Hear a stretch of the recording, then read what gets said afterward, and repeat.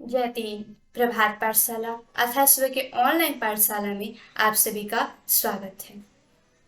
नृतो वशानु नटराजराजु ननादिडंका नौपंचवारम ऊर्ध्वतिकाम संकादिक शिनोनिदिक भीमर सूत्र जालम। अर्थात जब पाणिनि ने तपस्या किया था और उनके तपस्या से शिव भगवान प्रसन्न हुए थे तो उन्होंने 14 बार डमरू बजाया, और जब वो डमरू बजाए और जो 14 बार बजाने से ध्वनि निकली उसे यह महेश्वर सूत्र अर्थात शिव सूत्र जालम कहते हैं।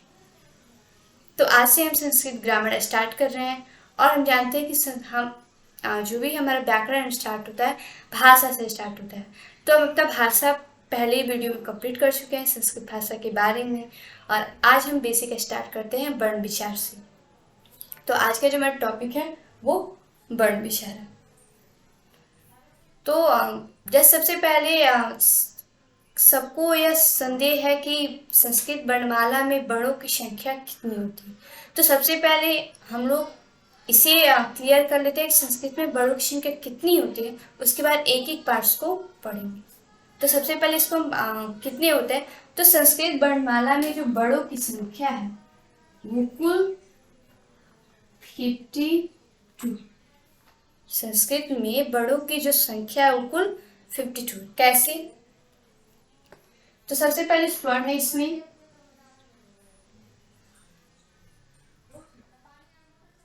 व्यंजन है, आयुर्वा है,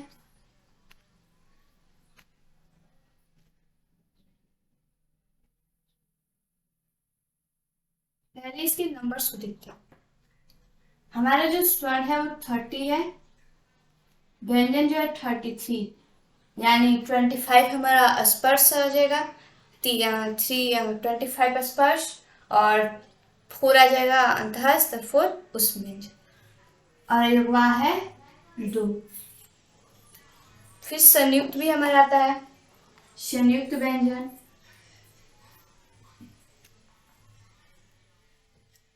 संयुक्त व्यंजन, तो संयुक्त व्यंजन हमारा 4 है। और इसको अगर हम ऐड करते हैं 3 3 6, 6 4 10, 2 12 का 2, कैरी 1, 3 1 4 1 5, हमारा कुल कितना आ गया 52 आ गया। ऐसे जो हमारा क्या कहते हैं पाणिनि के अनुसार अगर वर्णों की संख्या देखी जाती है तो वो कुल 64 होता है। और इसमें क्या क्या आते हैं कि 64 हो जाता है वो हम दूसरी वीडियो में देखेंगे। तो इस वीडियो में हम लोग स्वर स्वर के बारे में पूरी जानकारी प्राप्त करेंगे। तो चलिए स्टार्ट करते हैं। तो जो हमारा स्वर होता है उसको संस्कृत में अच कहते हैं। स्वर को संस्कृत में अच कहते हैं, और इसका अगर डिफिनेशन देखा जाए तो होगा ऐसा वर्णाम उच्चारण स्वतंत्र भवते ते अच कथ्यते। अर्थात ऐसा वर्ण जिसका उच्चारण स्वतंत्र रूप से होता हो, उसके उच्चारण में किसी और वर्ण का सहयोग ना हो। तो क्या हो जाएगा, ऐसा वर्णाम उच्चारण स्वतंत्र भवते ते अच कथ्यते, यानी ऐसा वर्ण जिसके उच्चारण में स्वतंत्र रूप से हो क्या कहलाता है, हमारा अच कहलाता है। जैसे अ है, तो अ जो है हमारा एक अच है, और इसके उच्चारण में किसी और वर्ण का सहयोग नहीं हो रहा। अ जब बोला जाता है डायरेक्ट आवाज क्या निकल जा रहा है। तो जो भी स्वर होते हैं वो क्या होते हैं, उनके उच्चारण में किसी और वर्णों की सहायता नहीं होती है। और हम पहले ही बताएं कि स्वर में कुल जो संख्या होती है वो 30 होती है। कितनी होती है, 30 होती है। तो देखते हैं कि कौन कौन सा होता है। अ, आ, ई, ई, उ, ऊ, री, री, ली, ए, ए, ओ, औ।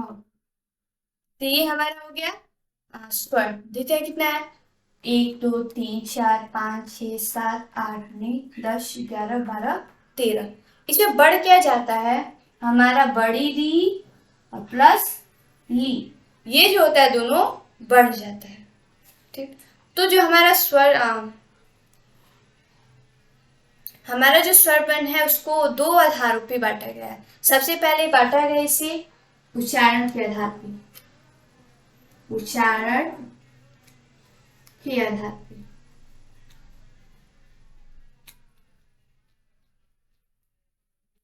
और दूसरा बांटा गया है निर्माण के आधार पे, निर्माण के आधार पे। तो उच्चारण, उच्चारण का मतलब होता है कि वो वर्ण हमारे कहाँ से निकलते हैं। जैसे हम जानते हैं कि उच्चारण की 5 जगह कंठ, तालु, मूर्धा, दंतर, ओष्ठ, तो उसके आधार पे ये जो 13 वर्ण है उसको अलग अलग बांटा गया है। तो देखते हैं कि हमारा उच्चारण के आधार पे कितने भागों में बांटा गया है। तो उच्चारण के आधार पे इसे 3 भागों में बांटा गया है, हर्ष, दीर्घ और प्लूत। तो जो हर्ष होता है, उच्चारण के आधार पे इसे 2 भागों में बांटा गया है, 3 भागों में, हर्ष,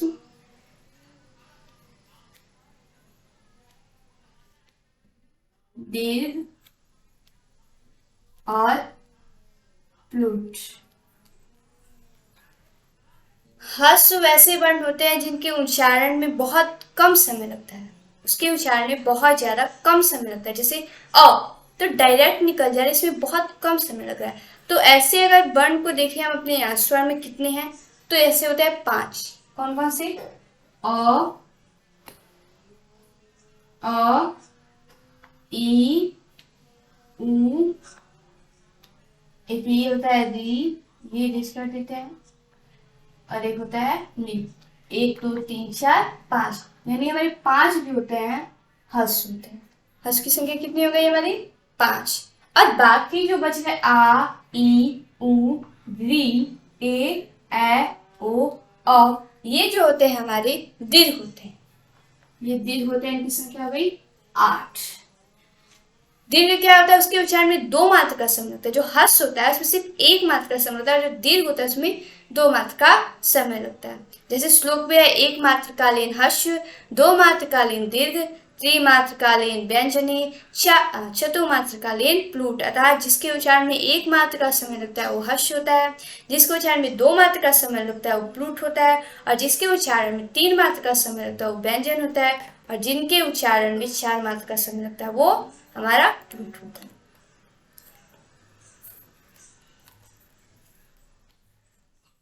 अगर हम प्लूट को देखें तो प्लूट में क्या होता है कि प्लूट का यूज होता है किसी को दूर से बुलाने में। जैसे हमसे कोई बहुत ज्यादा दूर है तो हम उसको बुलाते हैं तो बहुत तेज साउंड को निकालते हैं, तो बहुत ज्यादा लंबा करते हैं। जैसे राम को दूर है उसे बुलाने तो राम, बहुत ज्यादा तान। और इसका प्रयोग अक्सर हम आरती में क्या करते हैं, जब भी आरती होता है तो ओम, हमको ओम को लंबा ले जाना होता है। तो देखते हैं कि उसको लिखा कैसे जाता है, ओ, यानी प्लूट का जो सिंबल है ऐसे, यानी इससे अर्थ मतलब ये बताया जाता है किसी बहुत ज्यादा लंबा कर, जैसे ओ, तो ये क्या होगा हमारा प्लूट। ठीक है, तो हमारा ये हो गया किसके आधार पे, उच्चारण के आधार पे हम स्वर को 3 भागों में बांटते हैं। कौन कौन सा? हर्ष, दीर्घ और प्लूट। हर्ष क्या होता है? एक मात्रकालीन हर्ष, यानी जिसका उच्चारण 1 मात्र में हो वो हस्व है। द्विमात्रकालीन दीर्घ, यानी जिसका उच्चारण 2 मात्र में हो वो दीर्घ है। और त्रिमात्रकालीन च जो होता है व्यंजन होता है, जिसकी बात हम आगे करेंगे। अब हम देखते हैं निर्माण के आधार पे स्वर, निर्माण के आधार पे स्वर। तो चलिए निर्माण के आधार पे अब देखते हैं। निर्माण का अर्थ होता है बनाना, यानी कैसे वो बना है उसके आधार पर कितने भागों में से बांटा गया है। तो निर्माण के आधार पे भी इसको 2 भागों में बांटा गया है, एक मूल मूल स्वर और दूसरा संधि स्वर।